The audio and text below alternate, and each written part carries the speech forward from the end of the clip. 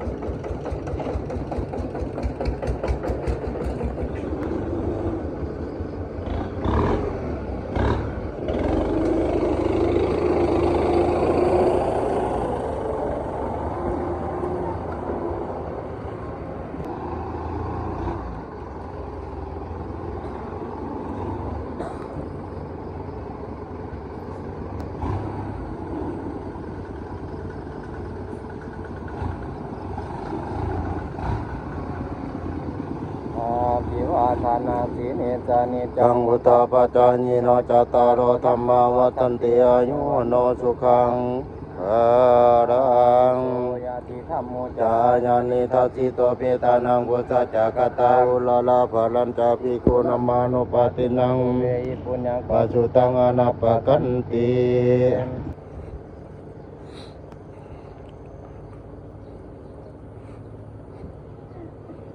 อากาศในชนบทเราก็เย็นสบายเนาะตอนเช้า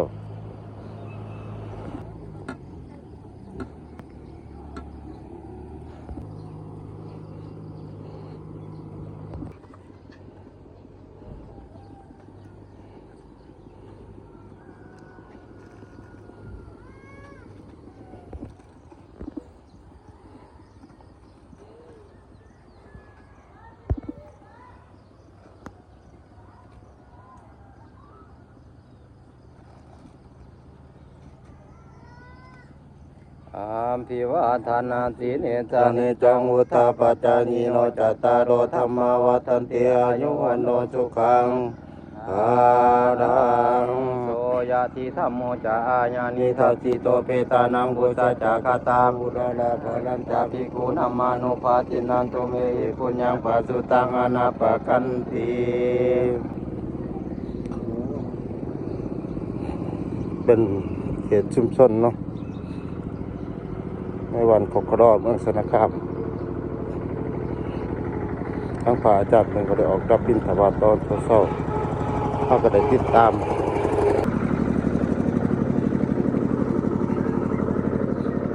นี่เหรอนี่ฮอดห่านนับสื่อของเก่าก็ถือว่าวัดธรรมดาเนาะให้มี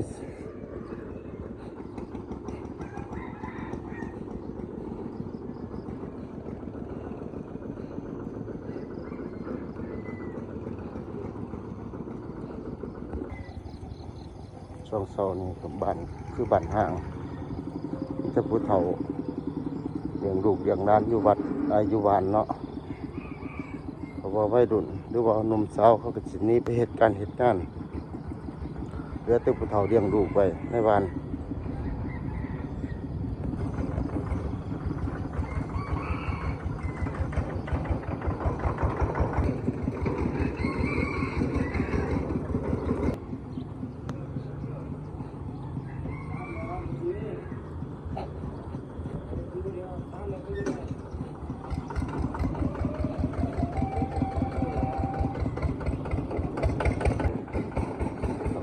ตามซอย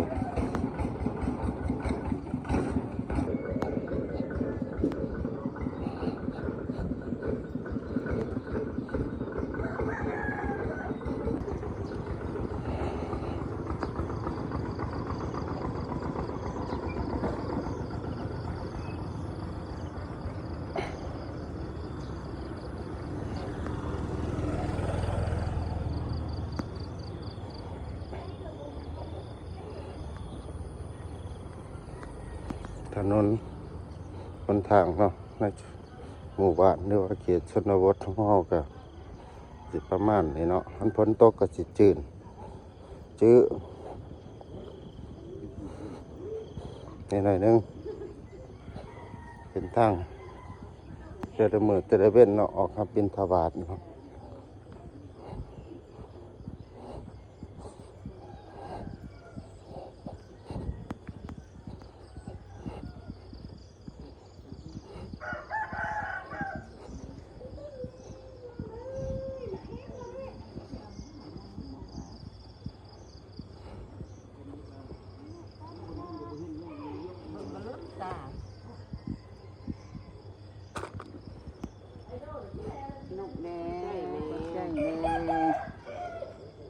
ใจบ่เป็นซ้ำ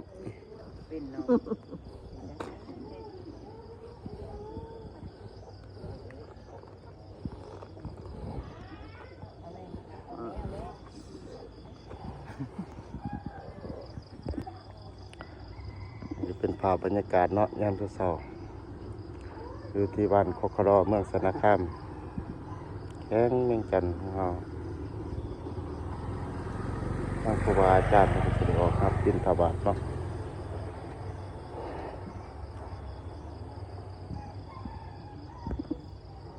เป็นหมู่บ้านชุมชนก็หลังคาเรือน อาภิวาทนาสีนิส ตาเนจังวตาปัจจานิโนจัตตารโอธรรมาวาตันติอายุวโนสุขังภารัง โสยติธรรมโมจา จาญานิทัสสิโตเปตานังปุสสะจักตาอุตตราภรัญจาภิกขุนามานุปาตินัง เวหิปุญญัง ปัสสุตังอนัปปะกันติ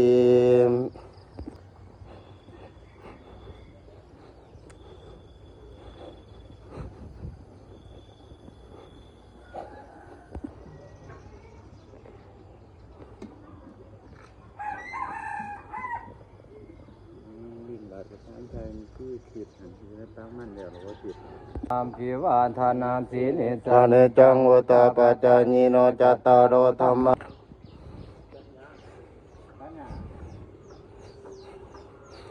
ช่วง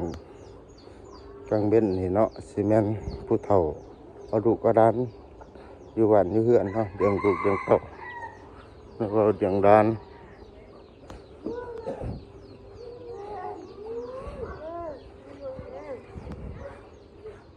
ไม่นมไม่รุ่นก็จะออกไปให้สวนด้วยทำการทำงานน้องพี่คนตามน้องพี่มาบิณฑบาต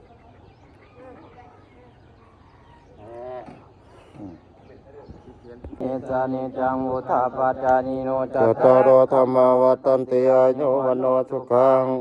ภารัง โสยติธรรมโมจา กาญาณิทัสสิโตเปตานังกุสจักตังกาภิโกนามานุปาตินังตุเมปุญญังปัจจุตังอนัปปะกันติเป็นหมู่บ้านในชนบท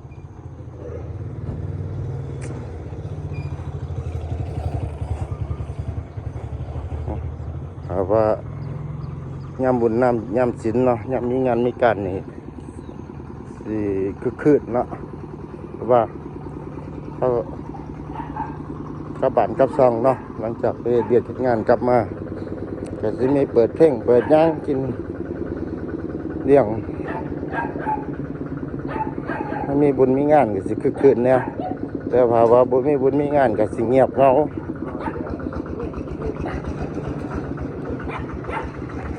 นั่นวะ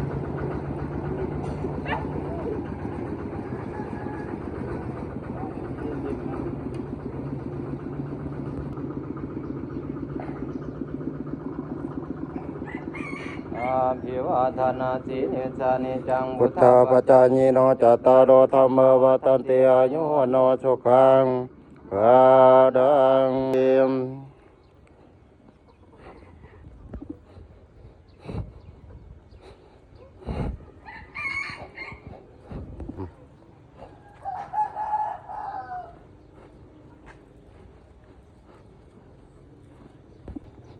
เป็นภาพบรรยากาศเนาะในบ้านโคกครอตอนจะสอบก็จะเดินชุบจะเดินผ่อนเด้อสาธุ